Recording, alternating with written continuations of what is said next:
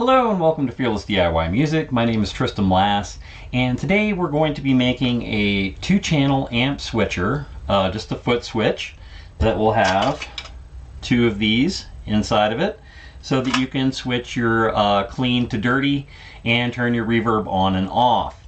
We'll be using a stereo out jack that will then be connected to the amp with a tip ring sleeve stereo 1/4 inch cable. Alright, so I thought that we would just go ahead and do this in real time, and we'll see how long it takes. It shouldn't take long. So my first decision to make is, where do I want to put my first hole? So I'm just going to eyeball the first one here, and what I'm using is one of those conical bits that it's very sharp. It goes right through enclosures like butter. If you're making these kind of things, having this bit is really important. And then it has different sizes ramped down as you go through. So we're going to start with the foot switches, and I'll go ahead and eyeball what I need, and we'll do the first one. I'm going to put it down here in the bottom corner, and then I will measure that to figure out where the other one goes on the other side. All right, here we go.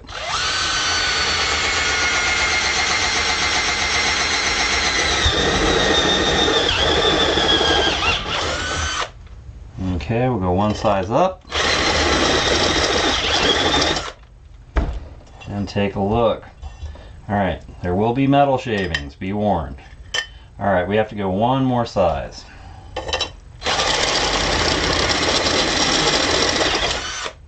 Okay, we're there. Alright, so our first hole is done. Make sure it fits. It does. Alright, now I will take a look at that and take a couple measurements just to get a good approximation of where we need to be with the other hole. Alright, my dead center on that is about 7/8. 7/8 and 7/8. It doesn't get any better than that just by eyeballing it. Alright, let me grab my ice pick and we'll make some marks.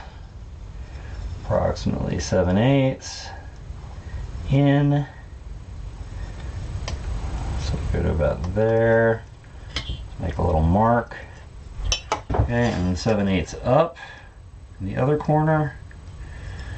So right there is where we want our other hole to be centered. All right. I think I'm pretty close to being on it. Let's make sure here. And we'll drill the hole. Alright. I feel like it needs to be in a little bit more. Alright, let's try that. Fun stuff. I love these drill bits. Alright.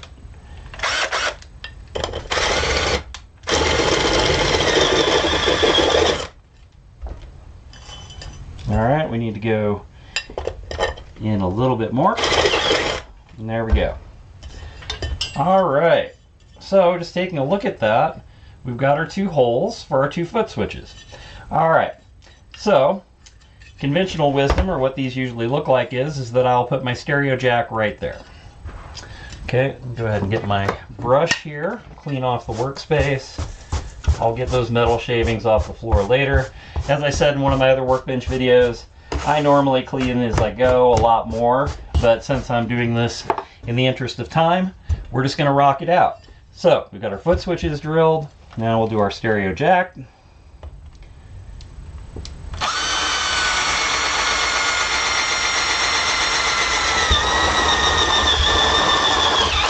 That should be the right size right there. And it might be not quite big enough. All right, let's get one more. Okay, that should be it. All right, and we got our hole for our stereo jack. When we get to the point of wiring, I'll have the schematic up on how the wiring goes. Right now, we're going to install our hardware. And I guess I should go over real quick, you know, as I'm putting this together, the parts. So obviously we've got the 3-pole dual throw switch. The standard for all stomp box enclosures and things like that. Let's make sure we have enough thread poking through, and we don't, so we'll lower this adjusting nut down. I have a lock nut on the other side. Alright, that looks to be right. Put on our plastic washer, and then our locking nut. Okay, I'm going to hold that switch on the inside, use a wrench, it's the proper size here, to go ahead and tighten that down. We're going to repeat that on the other side with our other switch. Make sure we have our lock washer on there in the underside. Poke that through. Take a look. I think we need a little bit more thread coming out. Whoops. Make sure we keep our lock washer. Alright. Oh no, a little bit more yet. And like I said, these parts are cheap. You can purchase a brand new one of these boxes brand new, for around 30 bucks. That seems to be about the going price. You might be able to find it a little bit cheaper, but it may be poor quality. This is just a fun kind of like, there's no reason why somebody can't make this themselves. You just saw, it's 3 holes. The enclosure size of your choice, that's kind of what the standard Hammond style box here. Alright, so we got our foot switches in. There we go. Now for our stereo jack. We want to put that in there so that our solder points are pointing upwards. That'll just make things a lot easier when we go to put the wires on this. Which are going to be a total of 4 wires. So it is a super easy soldering project. There'll be a grand total of, 7 solder points when it's all said and done. I'm not going to set up my little fan since I'm not going to be breathing in too much of this stuff, and plus it would take up time. So there we have it. We've got our 2 switches and we've got our stereo output jack. They are tightened into our enclosure. Now we play connect the dots. I'm going to refer really quickly to my diagram to make sure I don't put the wires in the wrong places. Alright, so our grounds will be on the middle lug inside. Inner middle lug of both switches is ground, and then our hots will be right underneath that on the corners. Alright, so let's do the ground wires first. And we'll strip some wire and put that in. Use our little tool here to bend the wire back a little bit. Make sure it's not connecting anywhere near our positive lug. And we'll strip this wire for other negative. Middle lug, inner. Okay. And it's in there. Alright. So let's go ahead and grab some solder and make those connection points.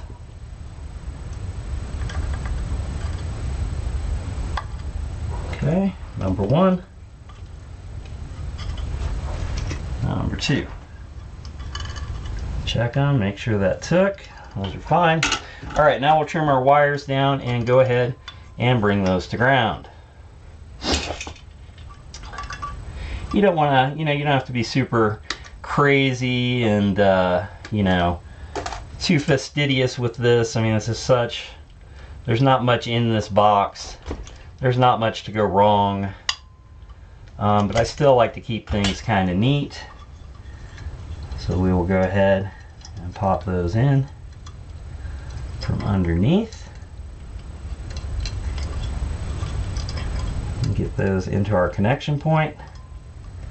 Alright, make sure they're both in there. I usually do this with I'm wearing contacts right now, but usually I use my glasses because I'm old and my eyesight just isn't what it used to be for some work. All right, let's go ahead and solder those points in. There we go. Are they connected? Yes, they are.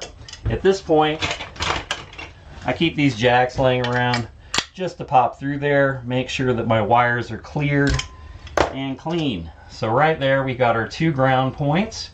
Then a positive will go here and a positive will go there for the tip ring sleeve. And so the tip will obviously probably be the channel changer, and the ring will probably be for the reverb.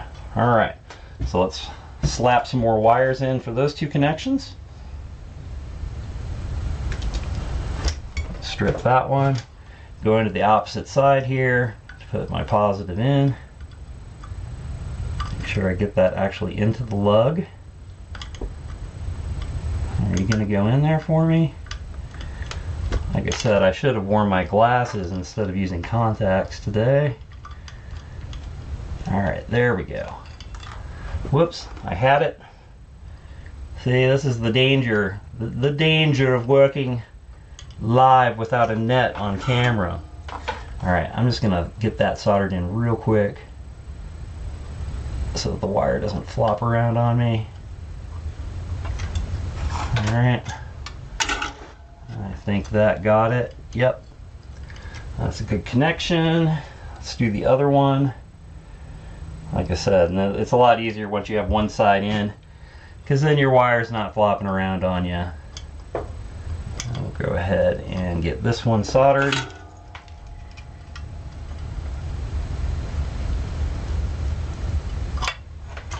Okay, I'm actually going to put a little bit more solder on that one I just did, just because. There we go, that's much better. Alright, maybe I should have used the fan too. OSHA's going to come after me for this video for sure. Alright, so now we will make our connections to the tip and the ring. Okay, there's one.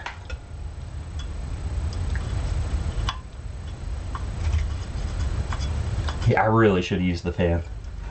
That's ridiculous. Okay, that. Oh, we're gonna have to put a little more solder on there. There we go. Alright, that looks good. Maybe not. There we go. Let's just make sure that that's a good connection.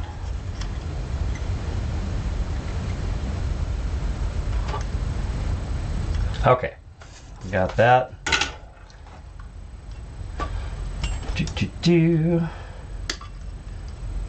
I don't feel too bad. I saw a Mythos video not too long ago where Zach was breathing in some soldered, and he said, "Don't do this." It's just one of those things, you know. It's like you know the right thing to do, and it's like, I don't need to bother setting up a fan.